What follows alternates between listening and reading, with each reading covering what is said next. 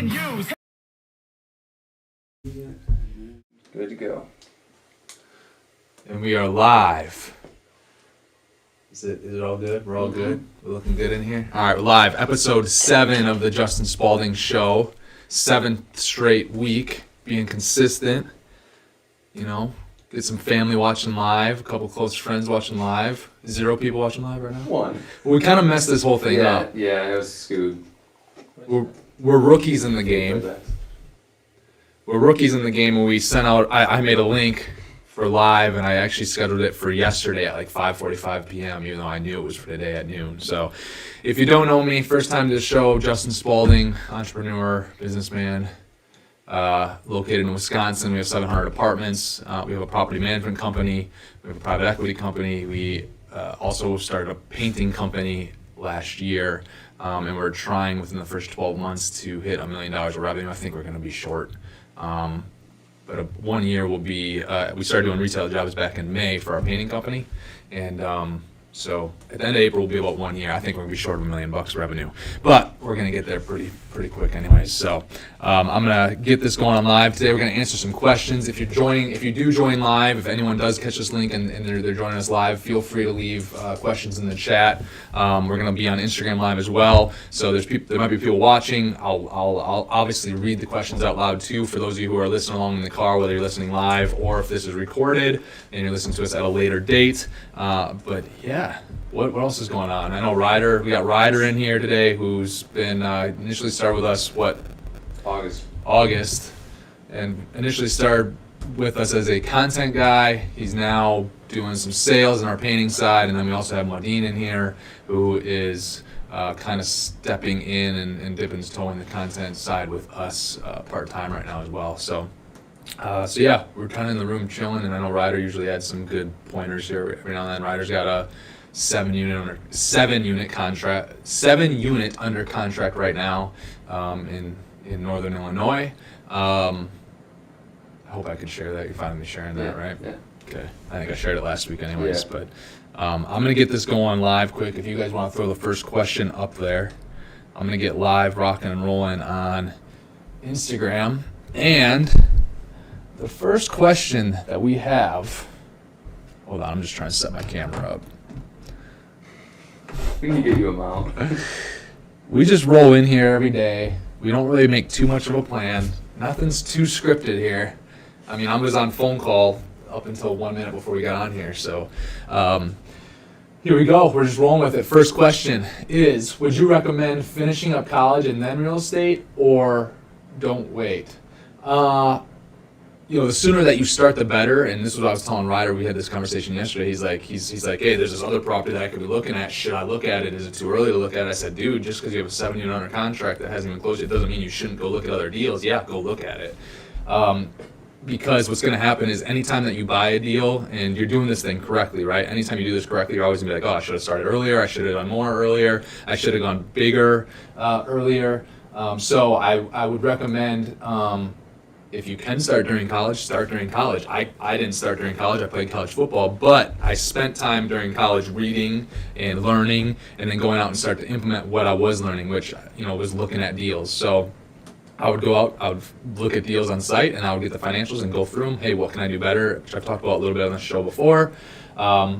So start as soon as possible. I know guys that have started in college. They bought a duplex, they bought a single family home and kind of house hacked it, whatever, to get your foot in the door at, 18, 19, 20, 21, 22 years old would be pretty impressive. Actually, I haven't really shared this story, but one of my teammates on the football team, he was our starting center, Richard Scaife. I think he was an All-American actually as well, but he was a beast. And he actually bought a house, and it was kind of a party house. It was at top of a hill in Dubuque, Iowa, when we were going to the University of Dubuque, and 4 or 5 bedroom house. And I don't think the other guys realized that were living with them, that they were basically covering the mortgage and then some. And Richard, he made some money, and then when he was done, he paid off debt those 3 years. They held on to it, lived rent free, made some money, sold the house right away, took those earnings, rolled forward. And I know he's got a business. He's got a restaurant up in the Madison, Wisconsin area now that I have not been to yet, but I've heard he's crushing it. So, and that whole thing, got started because he got started in real estate in college. So, and while he was playing football, mind you. So, Don't think just because you're in college, don't think, oh, I'm too busy. Like, you're not too busy. You're too busy partying if you think you're too busy to get started on something that you really want to do. So I would recommend getting started as fast as possible. It's not for everybody in college, but you can definitely do this thing in college. So it's a personal thing, right? Wadeen, next question. I'm a 20-year-old looking to get into real estate. What are some tips you could give?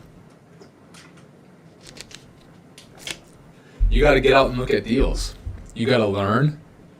If you do not know anything, the first thing you should do is cast a wide net and learn. Read books, go to seminars, get in front of people who have done it before, get in front of people who are doing big things, and automatically it's going to lift you up. You are who you hang around, right? Ryder, for example, I don't know if Ryder has any. Ryder might have some tips here because he's what? You're 18, right? Yeah. So Ryder's 18. He's got this 7 unit under contract. What tips, just from you and your first experience, right? So if you think back over the last year, right? You were in high school a year ago, right? And like, what steps over the last year, and even for you, because your story's pretty cool with what you were doing to make some money through high school.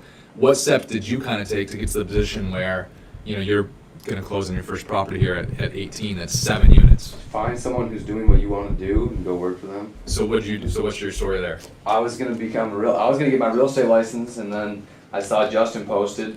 I DM'd him, came in, got the job, and been learning while working. So it's a win-win. So I posted that we were looking for a content creator. Ryder reached out and said, "Hey man, I'll work." He basically said, "I'll work for whatever. I don't care what I get paid." And he came here, and so every day he's around this crew here who we're doing decent sized deals, right? And so he's seeing it and hearing it, and every single day, hearing what I'm having to say and getting my opinions on things. And because he's working hard here for our company, I have no problem like helping him out here and there for 5 minutes when he asks me a question about this and that, and helping him out 10 minutes here. Last night I think you asked a couple questions after we were Yeah. at the office till 5:30 or 6 o'clock, whatever. So got to get around people. Like, other tips, at 20 years old, because I can remember, at 20 years old, people are going to tell you that you can't do something, and actually this is going to be any age. People are going to tell you that you can't do something, and you cannot listen to that. Get that junk out of your mind as soon as possible. Who cares what 99% of the world says about your goals, your dreams, no matter what your age is, whether you're 18, 20, 30, 50, 80, get that junk out of your ear, and if whatever you want to go out and do, you can do it if you set your mind to it. And the cool thing is, it doesn't even matter what your background is, because there's been people who have come from super successful families who have failed. There have been in the complete inverse or reverse order, whatever word I'd be using there, inverse or reverse. There's also people who have had, who their family, they grew up and their family had absolutely nothing and were homeless, who have then gone on to succeed, right? So it doesn't matter your background, it's been done before. And so if it's been done before, there's obviously a path that you can somewhat copy. You just have to be able to find that path, and get yourself around the people, around the things that you need to fill your mind with to be able to take that next step. So I'm trying to give a little bit different answers than the same old regular answer that I'm always giving. I mean, it's like, if someone asks me this all the time, my regular answer, which if you're listening to the show, I think I've talked about it in episode like 2 and 3, and here we are talking about it in 7. And actually, it's probably a good thing that I'm just saying some things over and over again so that it sticks in your guys' head. But really, if you're 20, like when I look back when I was 20, there's really 5 steps, right? You got to learn. That's number 1. Then you got to learn. You got to find a way to make money. You got to save that money. You got to go out and find deals, and then you got to pull the trigger on those deals if you're looking at getting started in real estate. So learn, which that's your books, your seminars, getting around other people, right, who have done it before. Find a way to make money, because you're going to need some type of capital, right? Can you do deals with no money down? Absolutely. Is that how everyone can get started? No, not everyone can get started that way. And anyways, when you're later down the road, like, you're going to have putting money into deals. Like if you're going to do a $100 million deal, at some point you're going to need $30 million of equity. Odds are you'll have to come up with personally, you have to come up with anywhere from 1 to 10% of that. So you got to find a way to make money at some point along the way. You might as well start now, right? So learn, find a way to make money. As you're making more money, do not spend more money on stupid stuff like cars and shoes and shirts. Save the money with a mindset of, I'm going to invest this money. Then number 4, go out and look at deals. You got to look at, sometimes I go out, I'll look at 3 deals and I can buy 2 of them. But then odds are the next one that I buy, I'll end up having to look at another 100 or 150 before I can buy another one. Sometimes I gotta go look up at 60 to be able to find one to buy. Sometimes I gotta go look at 100 or 150 to find the 1 or 2 that I can buy. So just remember, when you're step number 4, when you're looking at deals, it's gonna take time. Don't think it's like every single deal. It should be hard. It's meant to be hard, right? To have success in sports or a business, it's supposed to be hard. Same thing in real estate, right? If you're gonna have success, don't think that every single deal you go and look at is gonna be the one, right? Don't get discouraged if it takes you 2 years, right? I started learning about real estate. I didn't buy my first deal until 4 or 5 years after learning, right? So don't think you have to do it right away. Number 5, then pull the trigger on the deals that do make sense. Too many people then will fall into, so now pushing against my own argument number 4, where I said go out and look at 100 deals and find the right one. Also, don't then find the right one and find an excuse to wiggle out of it and say, oh, it's not right, right? Pull the trigger on it when you find a deal that makes sense. So that's some of my core advice that I always give, and I can repeat it. It'll probably come up 1 out of every 2 or 3 shows on here with the questions that are asked, but it's good that you hear it all the time, because this thing's not rocket science. Like, I live by maybe like 5 to 10 things in my life, principles or whatever, and it's just like you do it day in and day out and be consistent with the same thing. I'm not someone that bounces around. Like, that's why the things that I advise you to do, they're almost always the same things, because that's what I've done over the last 10 years, is the same things over and over and over, because then with that success, or with that repetitiveness and consistency, it starts to snowball, right? When you're taking some advice from someone for 6 months, you're like, oh, this isn't working. Dude, how do you know in the 7th month it wouldn't start working because of what you were doing? And then you change it, and then you change who you're taking advice from. You change like the way you're going about things. You gotta be consistent. You can't just be like zigzag. You gotta be just consistent, steady Eddie, putting in time and putting in the work and not bouncing around. So, next question. Do you guys have any? You guys can chime in. Modine, man, you can chime in. Ryder, you can chime in on that last question if there's anything you guys need to chime in on. Okay. We have anyone live right now? 5. Hey, they found the right link. All right. I think I'm just going to say, hey, that'd probably be like 20 this week if we actually did the links right. I think I have the wrong link posted like 4 different places online. We're not perfect. That's a great example right there. Like, this thing it's never perfect every single day, and I'm just like, whatever, it just rolls off my shoulder, right? Like, this whole link situation and us getting we can't even get the right time and link. I can't even get the right time and link sent out for a live YouTube podcast that we're doing, right? But it's like, nothing's gonna be perfect, so you just roll with it anyways. It's not like, oh, you didn't put the right link out, let's cancel the show and do it next week. No, you just freaking fix the link, just throw it out there, and you just start going. Nothing's ever going to be perfect. All right, what are your thoughts? So here's a question for those of you listening who can't see the screen right now. What are your thoughts? So basically, what are your thoughts on Art of the Deal? Is it a good real estate book to read? So Art of the Deal, for those of you who don't know, is a book that I always recommend. It's written by Donald Trump. I don't care what your opinion is. He was obliterated by the media.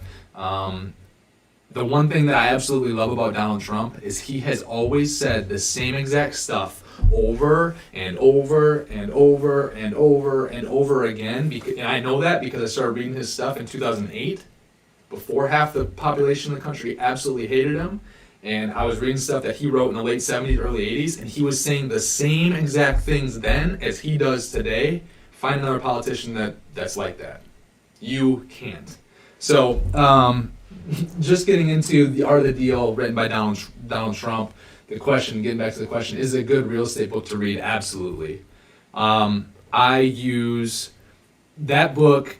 It shows you that you can be very creative when structuring your deals. So when I first started learning, one of the first books that I read was Rich Dad Poor Dad, which gave me great concepts and understanding of cash flow and money, and personal finances and how I can get money working for me, et cetera, et cetera. One of the very next books I read was Donald Trump, Art of the Deal. And in there it just went through how he structured all his deals, how he went about it, how he negotiated them. And that's what also gave me the mindset of, oh my God, like you can be super creative when you're doing this. It doesn't, it doesn't have to be, it's like when we're doing a lot of our big deals, they're done very creatively with how we do them.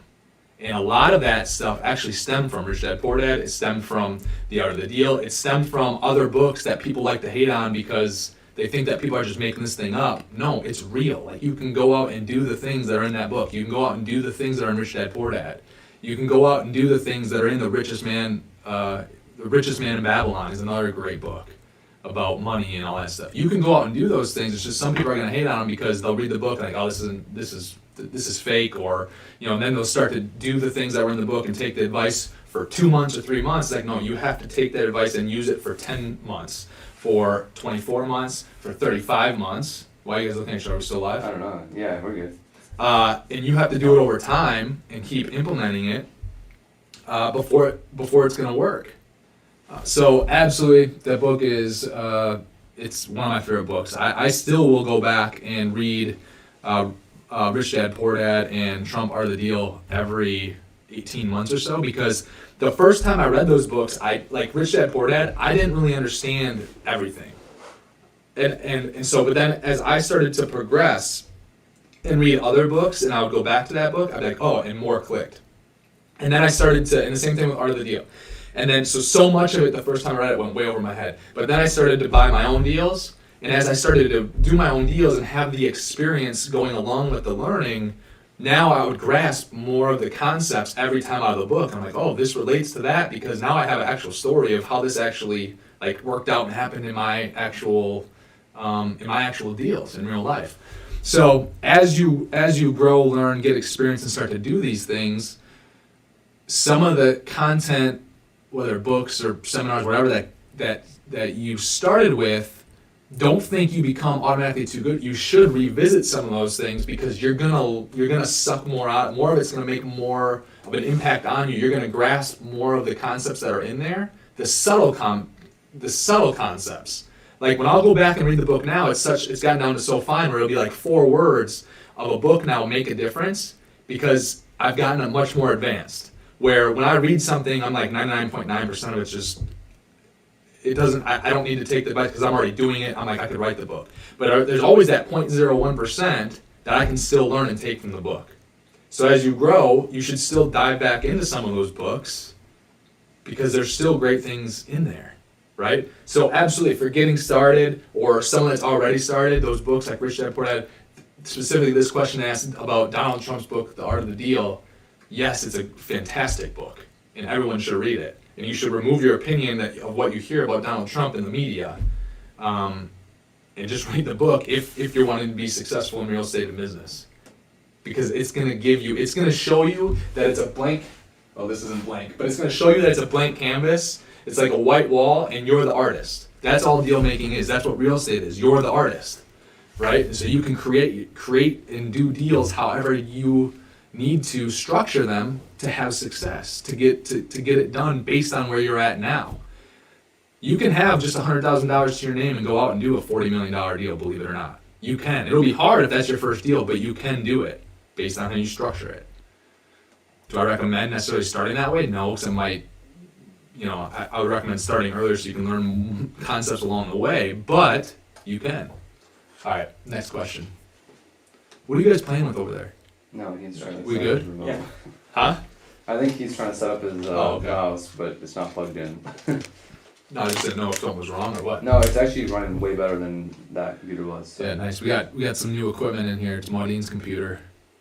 Damn, that thing's like thick. Is that like that's like a super computer? You're digging for Bitcoin and Doji, aren't you? Doge. People are like, you invest in that Doge yet? I'm like, no. I made $10 yesterday. $10? Nice. Nope. I'm staying focused on what I'm focused on. All right, next question for those of you who can't see it or are listening.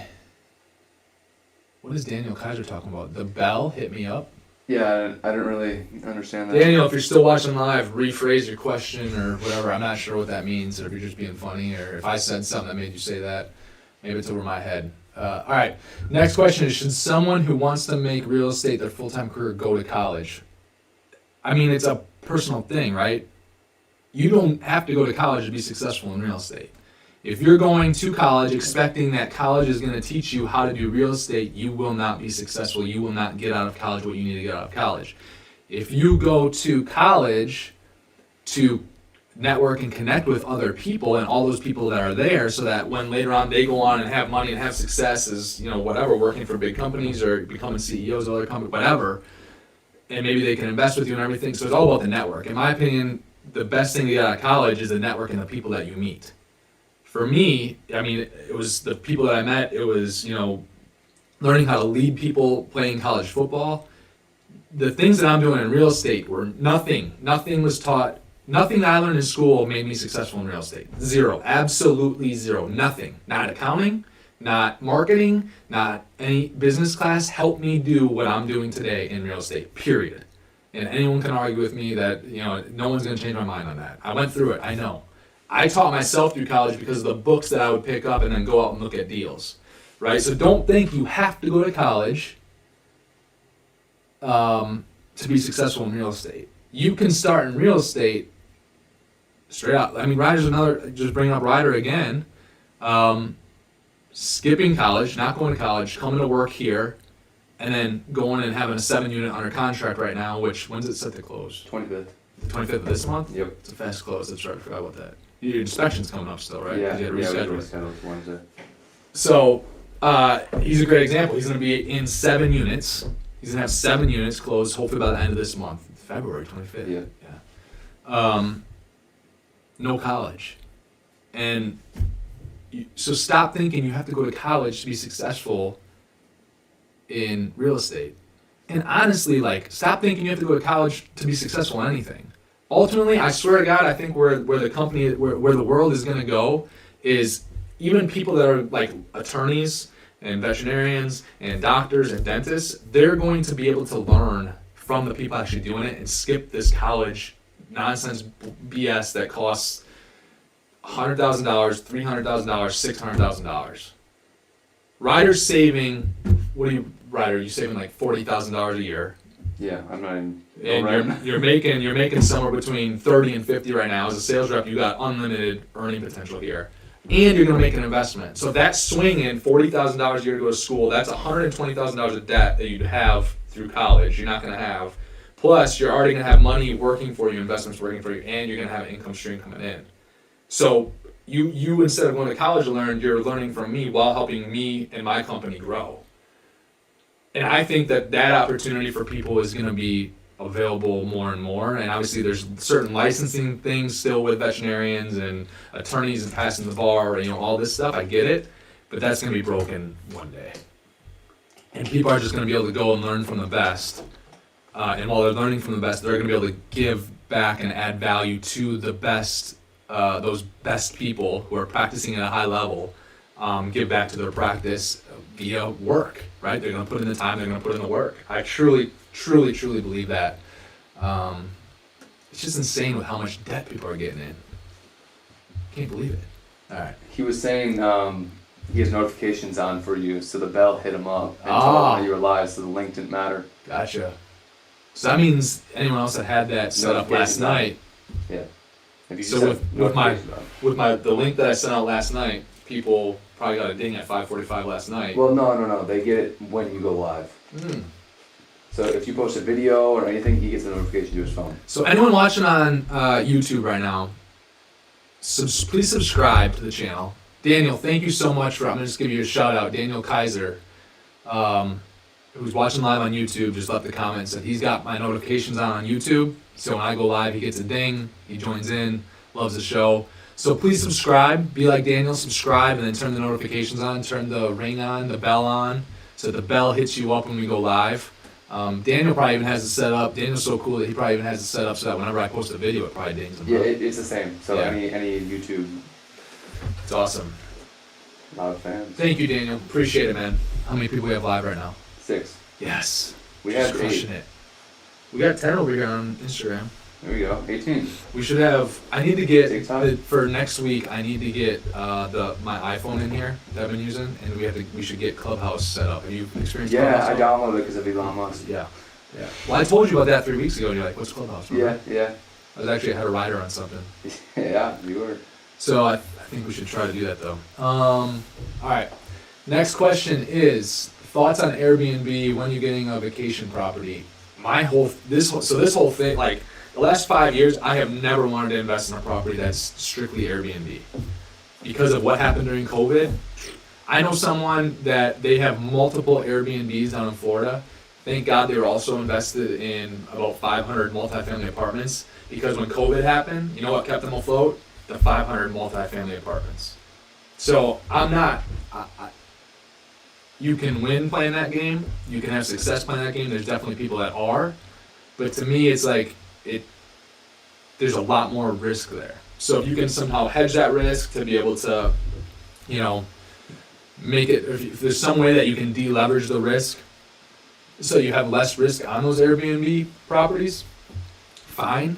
But that's what I always worried about. Okay, you have Airbnb. Well, what if the economy crashes? Like, people are still going to need an apartment to live in that's affordable when the economy crashes. Now, sometimes they're going to bunk up and get roommates, so maybe our vacancy will go up a little bit. But when the economy crashes, no one's going to Florida. I shouldn't say no one, but 80% of people that were going to Florida when the economy was good aren't going to Florida anymore. They don't need your Airbnb, and your Airbnb's sitting.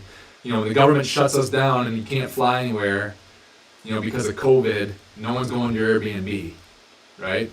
I mean, if we would have had Airbnbs last year, it was already a stressful year. Still every day is stressful doing what we're doing. It would have been.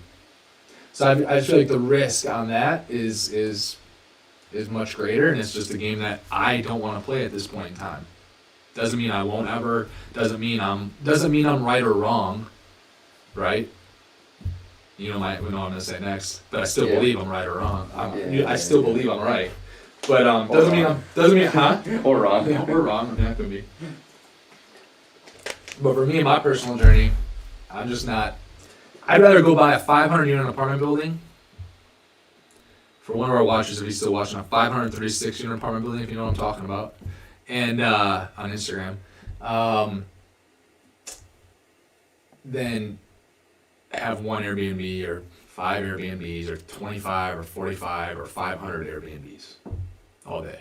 Some people, though, are taking their multifamily, depending where the multifamily is at. If they have 300 units, they'll actually take like 10 of those units in Airbnb. I'm a fan of that. That's right. Yeah. That's okay. Like if we go buy 300 apartments in Florida, South Florida or something, or a place that's a hot tourist destination. Heck, we even thought about actually doing that at Signature for a little while when this was pre-COVID, when there was a lot of business travel, and have 2 units set up as Airbnb. I thought about that. I think it would have been. Oh yeah. I think it would have been. So I'm a fan of that, but just strictly like buying a house to Airbnb, I'm not looking to. That's not going to build the type of wealth or legacy and whatever I'm trying to do for my family in the future and all that stuff. So, now for me, that doesn't mean now. Okay, now on the other side of it again, though, right? If I buy a secondary place to have, which I don't know that I think I'm always away from doing that. Would we rent it out part of the time? Sure. But I'm not necessarily really looking on that to be an investment. I'm not banking on that to build serious wealth in my life. That computer is working really hard. I know. It's typical. Like, he keeps looking like it's like about to explode. My computer did the same thing when I used to do stuff like that. We got a computer in the office here. It's about to start on fire. I think. No, it's normal. It's about to combust. It's working hard is what it means. That one doesn't do that though, right? It's because it doesn't have a graphics card. Mm-hmm. We're using the graphics card for encoding, so that's why we've had a smoother. Like, can people hear that right now? No, we have a noise gate on. They shouldn't be able to. If anyone can hear the fans, let us know. Hey, Daniel. I know Daniel's our one watcher online. Daniel, if you can hear the fan on Maureen's computer right now, let us know. And I know our chat's a little bit delayed, so Daniel said something on Facebook. He said, what's that say? Florida. Okay. Daniel said Florida is doing very well around me at the moment. Tons of new development from 2-story units all the way to huge 50 plus. Yeah, for sure. I'm not saying Florida is an awesome market. I don't know where you're at, Daniel, in Florida. We're looking in Florida, but we're not looking for Airbnb. We're looking for the 50 plus well, if we go make the jump to Florida, we're gonna have 200 plus to 250 plus units. But yeah, I agree with you, Daniel. I'm just not looking for a Airbnb there. So next question. Hey, Ava said that they can hear, but that's Well, that's, yeah. there's a noise gate on the Yeah, mic for. Yeah. Well, hey, maybe Ava's watching on video and has YouTube on. Maybe she's talking both. All right, next question. Thoughts on the mortgage forbearance time frame? More foreclosures. Are more foreclosures coming soon? Question mark. I mean, so many people have. I don't even know how to really answer that, because I guess I don't know. Are we talking like single family? Are we talking multifamily? Because multifamily has relatively been untouched here. Yeah, are there some collection issues or whatever? I mean, so much stimulus money has been pumped in the system that I don't think in the multifamily there's been a huge. I mean, I've been talking to banks. It's like, hey, you guys having any people that are having a hard time paying their debt or paying their loans or falling behind? And all the banks I talk to, like, no, everyone's fine, everyone's good. So I think, the big issue is hotels, right? I think there's going to be some big issues with hotels coming out of this, and I mean, hotels is the big one. Obviously, there's going to be some office space too, but I don't know. I think where there could be issues is if once the moratoriums are up and there's all these evictions that are going to be able to happen, what's going to happen with the mom and pop places that only have maybe 40 units? Are some of them going to have a hard time getting caught up from this whole thing, or are the banks going to work with them or whatever? But some of the bigger guys that have 2,000, 5,000, 10,000 units, they're big enough where I just don't think it's in the long term, because of the other things. All the stimulus checks and all that stuff, I think they're going to be able to find a way to make it through. So multifamily, I think, is going to be fine. I don't think it's going to be like, it's not going to be like 2007, 2008. This is completely different. So I think the underlying economy has been really, really good, and that's different. Back then, people were paying insane amounts for homes and had multiple homes, and the people getting those loans on the second home should have probably never even had a loan to be able to get a first home. So it's a completely different atmosphere, completely different environment than back in 07, 08, 09, 2010, 11, 12. But as far as like forbearance, I mean, I don't have any forbearance on our loans anymore. We had one property that they gave us like 2 months or something like that forbearance. I'm like, oh, I'll take it because the cash flow situations and whatever, and we're just gonna pay more on the back end. So time will tell. Next question.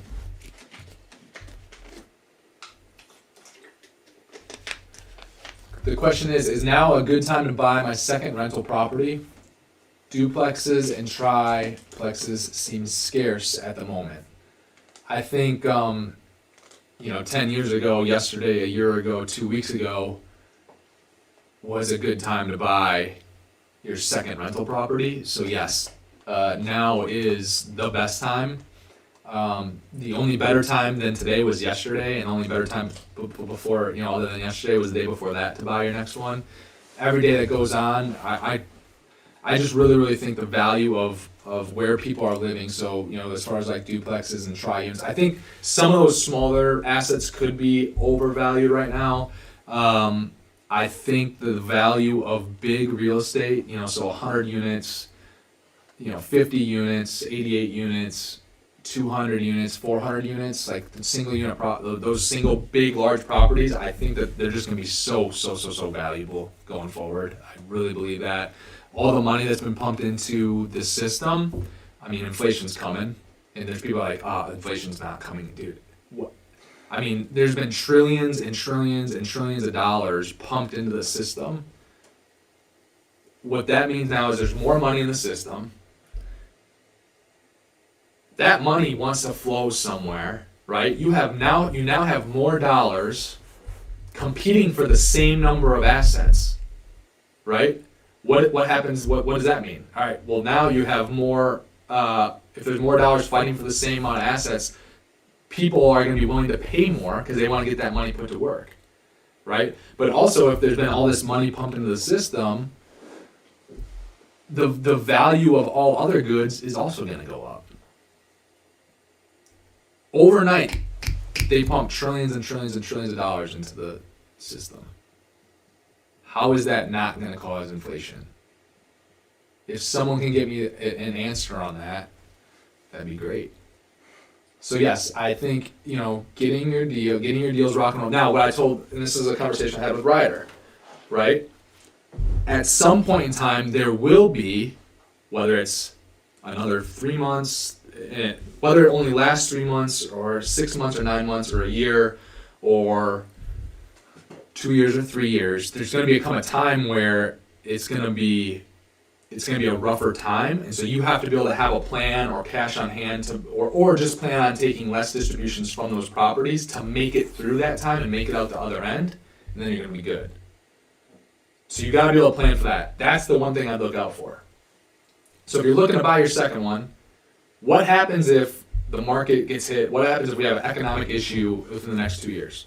How do you make it through to hang on to the properties that you currently have so you're not forced to sell at a time that's not best to sell? That's the only way you'll lose. If you have a plan, and if you're buying a deal and it's cash flowing 12%, what happens if that goes to zero? Can you personally still live? Because you might have to, your vacancy might go up or the rents might come down for a little while or whatever. How can you make it through that storm? Do you have other sources of income where you don't necessarily need that distribution, right? Or just not need it right then in that moment? It can pay you back later. It can pay you later. Have a plan for that. Have a plan so that you can still take care of the asset during those bad times, still pay the debt during those bad times, still pay the utilities and real estate taxes during those bad times. Have that plan. Are those bad times coming anytime soon? I personally do not think so. Once again, I could be wrong. I have a plan so that if it does happen, I already know what's going to happen. We're going to cut back our distributions. We're going to still take care of the asset. We're going to get through that time.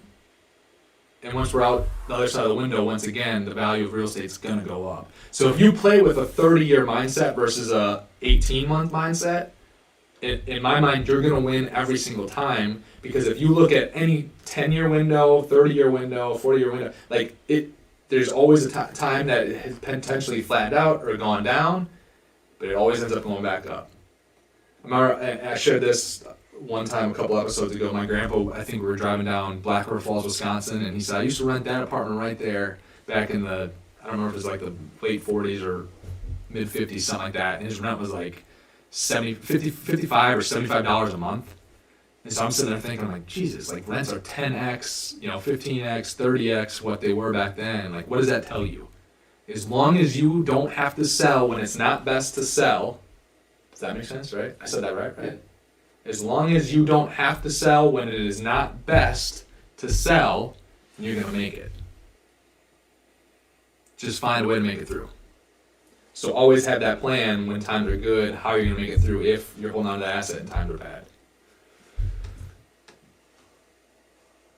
I was gonna hop in. I was gonna say it. Have you looked into like beachfront properties? Not necessarily where high risk hurricanes get to come, but like any beachfront property. Because I'm reading a book right now, and it said like those are always gonna go up over time because you can't build more beaches, and the appreciation on those are just through the roof from what I've read. Well, I mean, I remember, so in 2010 to 2012, I remember in Amelia Island down in Florida, Fernandina Beach, I remember we looked at some oceanfront stuff, and it was there was deals then on the ocean that were like between, it was like 675,000 to like 900,000, and today those properties are like 2 to 3x what they were back then. The same exact property, nothing like new on it, they didn't improve the asset at all, it's just...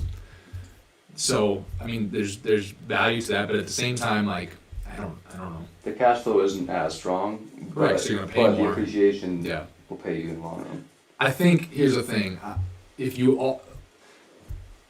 also, though, if you overpay there, you better have a really good plan. It's gonna swing more. Right, yeah, absolutely. Right? So anytime something can appreciate really, really fast, it also likely, just based on the area, it also, and not just the underlying fundamentals and what you're doing to the property, it also can swing the other way, even just as drastic, right? So I love investing in the Midwest because when we see, so like, versus like the coast, right? When the economy is really good, the coasts of the country are just, they're crushing it, right? And the Midwest is crushing it too, but not to the extent that the coasts are crushing it. They're a couple steps below the level of crushing it that the coasts are. But then the opposite still is true. So like when there's a recession or depression, the coasts are going to get hit the hardest, while the Midwest will still be doing a little bit better. It's not as big of a swing here as it is on the coast typically, and in certain other areas. So your swings, you're more like riding this wave.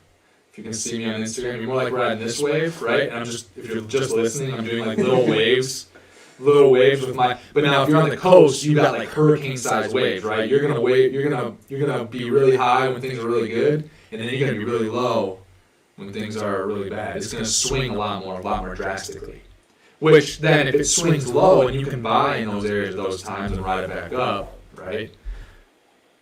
But then again, ultimately, while it's wavy, the underlying value over time will still always go up, right? So it's like wavy as it trends up. That makes sense? Yeah, it does. So once again, even if you're buying at the top on the coast, if your mindset is I'm gonna hang on to this for 30 years, and you can weather the storms of being a very severe like downturn, you're gonna still make it. You just have to hold on longer. Daniel's got a question for you. Daniel says, what is the safest route to start? With 20K, I resell, eBay, DoorDash, I feel like fear is halting my action. I understand value in the land.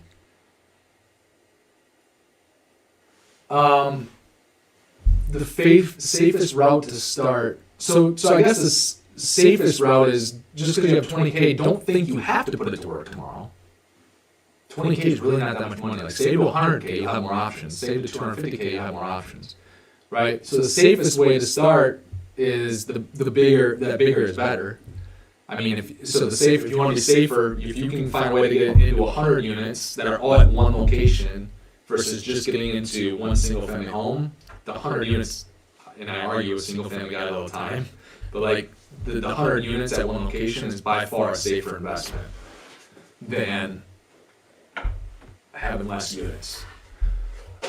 So I guess that's one thing, right? The other safest route to start is, if you're doing these side hustles, grow one of those side hustles so that you have a successful business there, or side hustle, whatever, so that you have other cash coming in from that, streaming from that, and you're not just living on the one first investment that you have. So you have multiple streams of income, right? So if you're looking for safety, those are two things right there. Does that make sense? Yeah. Ryder and Wadeen? Wadeen, how much you picking up? Buy high, sell low. Buy high, sell low. Well, yeah, buy high, sell low, but also the way real estate's done. No, this is a good. What? Buy high, sell low. Oh, buy high, sell low. Oh, no, you don't want to buy high, sell low. And you also, but here's the thing though, but you bring up a good point. I know you're joking around right there. You fooled me. But this isn't just. I disagree with people that it's just all about buying low and selling high. It's more than that. Like you should be able to buy if you're doing it correctly. You should be able to buy in just about all phases of the market if you're doing it right. Because once again, if you're playing the long game, and if you have a plan to make it through, you can still invest at or near the top. And then most deals still come out the other side okay if you're doing the game right. The people that just try to time the market, a great example of this, the people that say buy low, sell high, that's what it's all about. Yes, obviously we want to buy low, sell obviously, right? But here's the thing, when I bought an 88 unit in 2016, I paid like $65,000 a unit for it.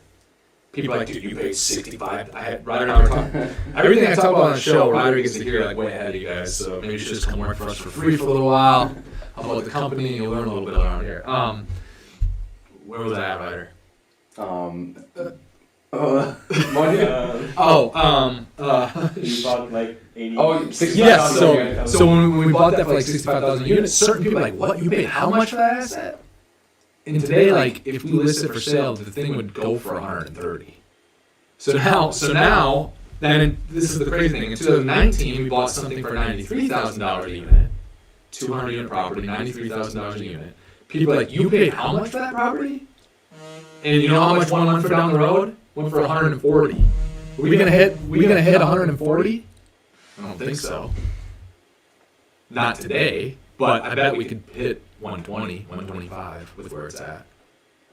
So if you're just in the mindset of you gotta buy, like, you're gonna be waiting forever, potentially, and you could potentially miss out. But if you can consistently keep buying and hold on, have the ability to hold on. Now I'm saying hold on, have the mindset of holding on for 30 years, but I get to hold one single property for more than 5 years.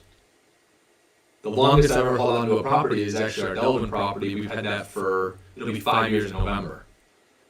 I have not held on to anything else for more than three years. So I've been able to get in and get out because we did force appreciation. We did benefit from just the macroeconomic environment. So I sold out of those things to make that money, to then go rinse and repeat, buy something lower again, or something that was undervalued and add the value and rinse and repeat. So I'm not saying that you have to hold on for 30 years, but I bought all these assets knowing, hey, we could hold on for 30 years. What are you smiling about? No, nothing. Hey, Martin's contributing to the show now. He's loosening up a little bit.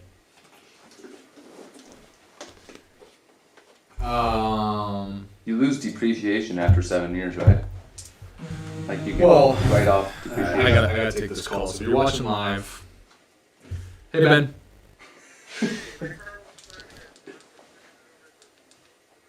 Really? I muted the mic for What you. do you wanna? What should we do?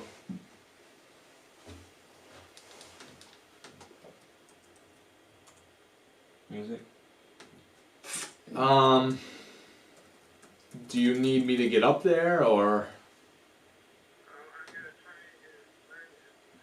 Okay. Let me give you a call in about 10 minutes. Okay, let me know if you're making any progress. I'll give you a call back in 10 minutes. I can head up there if I have to. So. We have one at 15. Is Michael's there too? Does that be max? He had 15. Oh, hello? Hey, is Michael there with you too? Gotcha, okay. Alright, let me give you a call back in about 10 minutes. Alright, bye. Alright, we're back. Sometimes I'm gonna get Instagram Live going again.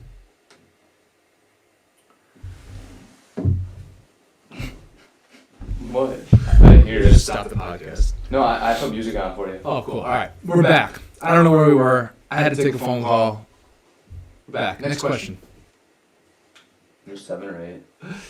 No. This is how we roll with it over here. Is this the last question? Because I only have 5 minutes now after that call. I gotta go. No, there's 3 more. All right, 3 more. 4 more. Can I talk about networking? I think Abel left this question. So networking has been.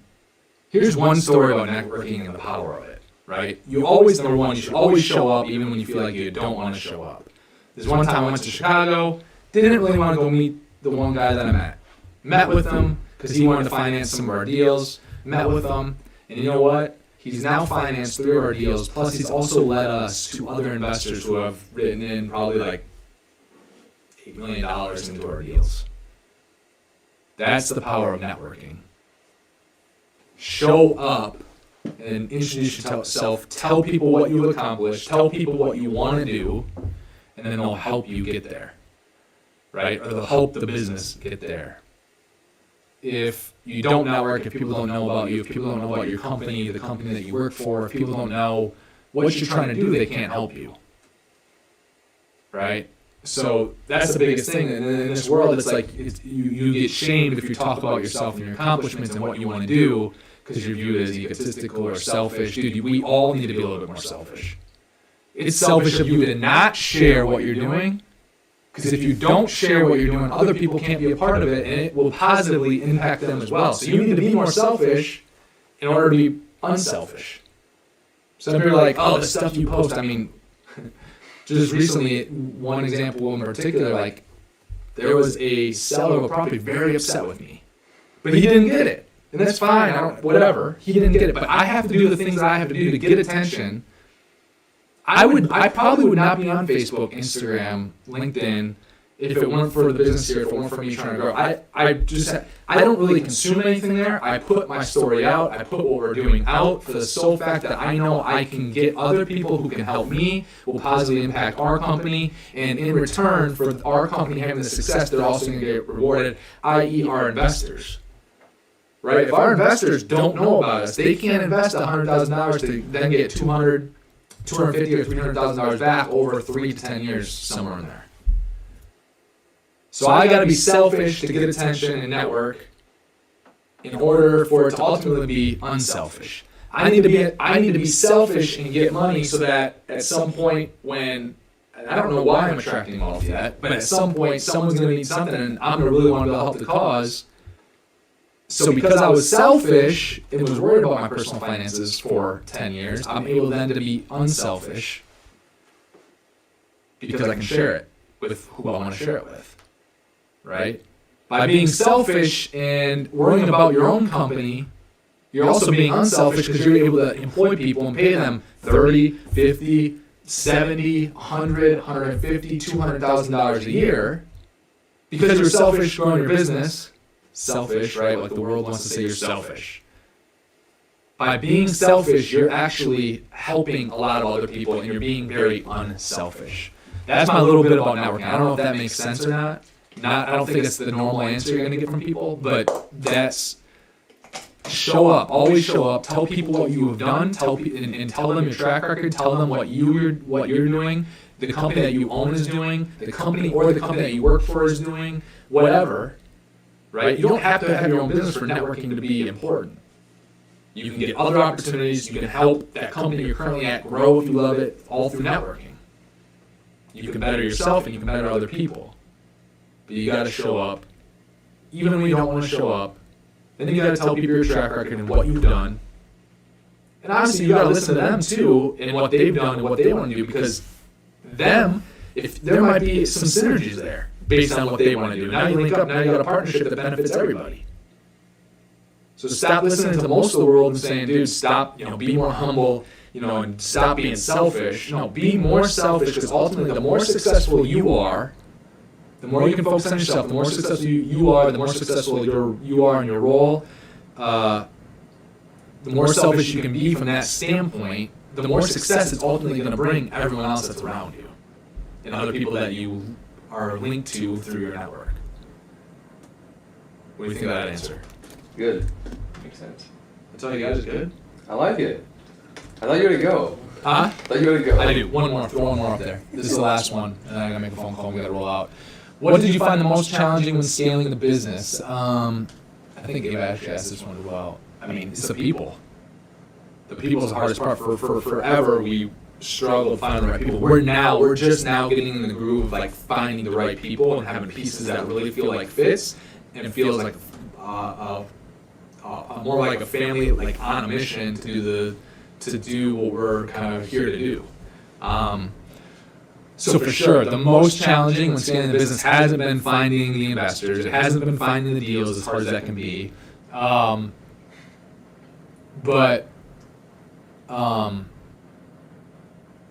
hard part has been finding the right people to surround ourselves with, to find the right people that will work here for our company, finding the right people who are who they say they are, finding the right people who have the same core values, finding the people who are honorable, finding the people who want to work hard, finding the people who want to grow in the craft that they're doing here. That's been the hardest part for sure. So that being said, I gotta rock out. Thank you guys so much for joining Justin Spaulding Show episode 7. If you have not yet done so, please subscribe on YouTube. Trying to do more YouTube content. We're gonna be coming out with a 31-day challenge on YouTube, the middle of February. And I don't know exactly what that means yet, but it's gonna be awesome. So please. I'm going to be genuine. I don't know exactly what it is yet, but it's going to start like mid-February, 31 straight day challenge. It's like the month of March. And you got to be subscribed to be involved. Month of March? Yeah, so then you can do like an entire month. Yeah, I don't know. I mean, we'll start whenever I feel like starting. I don't need to. This is like a New Year's resolution. I don't need to start March 1 or January 1. Like, if I just decide this is going to start tomorrow, I might just start tomorrow. I don't know. Some point in February, we're probably going to start. You can be here tomorrow? The 31 day challenge. go subscribe, see what that thing's all about. Subscribe to YouTube, follow us, put the bell on so you're notified when we're going live, so that you're notified when we put new videos out there. And we will talk to you guys soon. Have a great weekend.